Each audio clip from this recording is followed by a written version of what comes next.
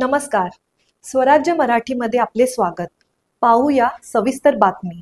त्या लोकांनी आम्हाला मदत पाठवली, ती लोक अडचणीत असताना आपण मदत दिली पाहिजे ह्या भावनेनं ह्या भागातल्या लोकांनी बाळासाहेबांनी पुढाकार घेतला. पण सगळ्यांनी ह्यात सहभाग घेऊन त्या ठिकाणी आपल्या बंधूंना भगिनींना मदत करण्याची भूमिका ह्या अक्कलकोट आणि ह्या परिसरातील गावांनी घेतली. तर ह्या गावाला परंपरा आहे आणि काही लोकांनी सांगितलं या गावाला परंपरा आहे सगळ्यांना सामावून घ्यायचं, सगळ्यांचे वाद मिटवायचे, म्हणून त्यांनी सांगितलं पालकत्व स्वीकारा.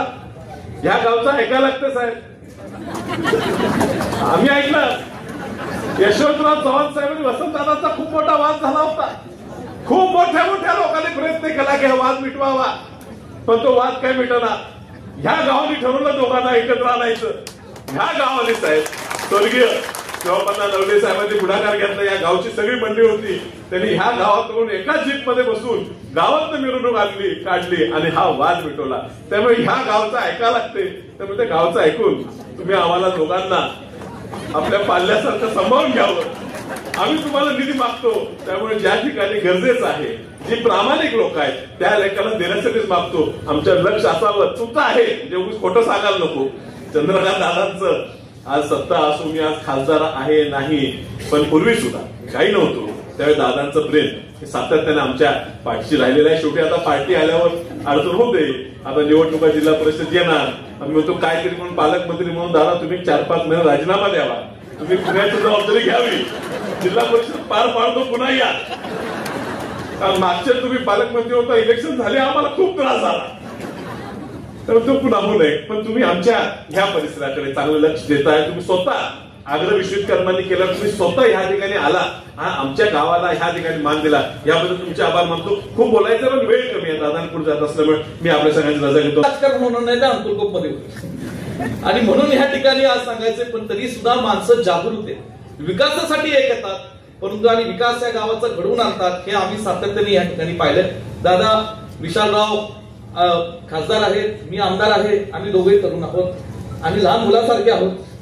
तुम्ही पालक आहात, तुम्ही ज्येष्ठ आहात, आणि तुम्ही आम्हाला विशालराव म्हणाले आम्हाला सांभाळा.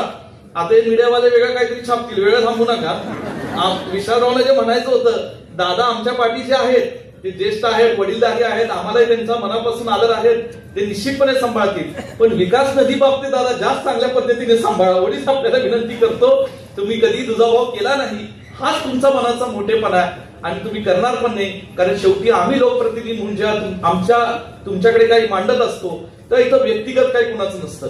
हे सर्वसामान्य लोकांचे जनतेचे प्रश्न आम्ही मांडत असतो, आणि ते सोडवणूक करण्याची भूमिका आज अत्यंत खणखरपणे तुम्ही या जिल्ह्यामध्ये आणि महाराष्ट्रामध्ये पार पडताय. त्याचा मनापासून आम्हाला या ठिकाणी आदर आहे. या ठिकाणी आज सगळे आमचे जिल्हाधिकारी महोदय आदरणीय संदीप घुगे सर, त्याचबरोबर आणि नरोडे सर, मी काल परवा कुठेतरी ऐकलं की नरोडे सर जिल्ह्याचा दौरा करतायत, आणि ज्या गावात जातात दादा त्या गावाने मुक्काम करतात. म्हणजे हे खरंच तुमचं मनापासून मी आभार मानतो, कौतुक करतो की आज या ठिकाणी कुठेतरी जाऊन तिथल्या ग्रामस्थांचे लोकांचे प्रश्न समजून घेण्याचं काम एक आयएस अधिकारी म्हणून तुम्ही करतायत. आपल्या सुविधा पत्नी सुद्धा आता आमच्या जिल्ह्यात आल्या. बोटींचा तो विचार केला आहे, पण बोटींसारख्या अशा अनेक योजना आपण केल्या पाहिजेत, त्याचा विचार आपण सगळ्यांनी मिळून करू असं सगळ्यांना आवाहन करतो. राजकीय भाषणं पण झाली की मी पालक आहे, ते पाल्य आहेत, त्यांनी असं म्हटलं ते लगेच त्यांनी सांभाळलं की ते केवळ निधी पुरतच आहे. नाही, ते निधी पुरत आहे. ते बघा राजकारणामध्ये काहीच सांगता येत नाही. मी जे सांगलीला पालकमंत्री म्हणून होतो त्याही वेळेला, आणि 1900 निवडणूक मला आठवते, 1900 निकाल लागले, 161 जागा युतीला मिळाल्या, 29 अपक्ष बॅगा बांधूनच तयार होते. 161 ने 29 190 झाले. आता सरकारला काय अडचण आहे, पण अचानक उद्धवजींनी स्टँड असं घेतलं की आम्हाला मुख्यमंत्री करणार नसाल तर आम्ही काही तुमच्याबरोबर येणार नाही. आणि मग इथे सांगलीमध्ये काही कामं आटपून माझा स्वभाव आहे त्यामुळे ट्रेन रात्रीची सह्याद्री पकडायची का आता ज्या खासदार झाल्या राज्यसभेच्या मेधा कुलकर्णी त्यांच्या मुलीच्या लग्नात जायचं. त्यामुळे बस ट्रेन आता आली की बस तेवढ्यात मला देवेंद्रजींचा फोन आला, दादा कुठे आहे, म्हटलं सांगलीमध्ये. काय करणार आहेस तर म्हटलं काय, तर मेधाताईंच्या मुलीच्या लग्नात तुम्ही पण येणार सर, तर तू आत्ताच्या आत्ता बाहेरून निघ. म्हटलं कुठे पोहोचू, मुंबईला पोहोच. आणि नंतर दर 2 तासाने ते मला फोन करून येतो, कुठपर्यंत आलाय, काय झालंय काय असं. मला आज इतकं काहीतरी मुंबईत अर्जन्सी निर्माण झाली की काय, असं करत करत मी पहाटे 4ला पोहोचलो मुंबईमध्ये. तिकडे सह्याद्री गेली, माझ्या त्यांच्या मुलीचं लग्न गेलं आणि माझ्या बंगल्याच्या बेडला चिठ्ठी होती की 7 वाजता तयार राहा, तुला घ्यायला कोणीतरी येईल. भूत बंगल्यासारखंच काहीतरी चाललं. तो मला 7 वाजता कोणीतरी घ्यायला आलं आणि तो म्हणाला की चला आपल्याला जायचं. कुठे जायचंय बाबा, मी राज्याचा सिनियर मिनिस्टर आहे, कुठे घेऊन चालला मला. गाडी निघाली राजभवनकडे. गाडी राजभवनमध्ये पोहोचली. राजभवनमध्ये का आली गाडी, अजून काही शपथविधी वगैरे ठरला नाही, सकाळचे 8च वाजलेले. आणि मग तो ऐतिहासिक सकाळचा पहाटेचा शपथविधी झाला.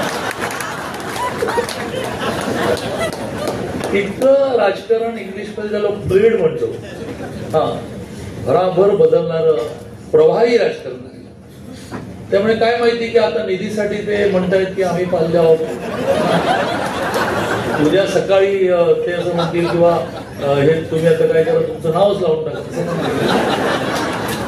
गमतीचा बाब सोडा. ही दोन्ही घराणं इतकी मोठी घराणी आहेत. त्या घराण्यांनी एक मोठी त्यांची परंपरा आहे राजकीय कामाची, सामाजिक कामाची.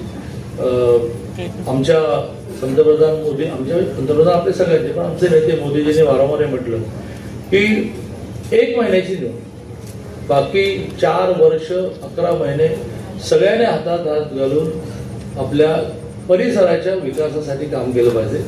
त्यामुळे असे वेगळे विकासाचे विषय, विशेषतः मी जो मुद्दा आता मांडला लॉकडाऊनचा की पूर्तया पोट खाली तर काही ते काही नवीन किती शोध लागले तरी काय वरती सगळा पाऊस आला ना की आता आपण द्राक्षाच्या बागांवर वगैरे आच्छादन करायला हवं, पण ते द्राक्षाच्या बागा पुरतं, अख्ख्या गावाला कसं काय टाका. स्वराज्य मराठी, बातमी नाही जबाबदारी. चॅनलला लाईक करा, शेअर करा आणि सबस्क्राईब करा.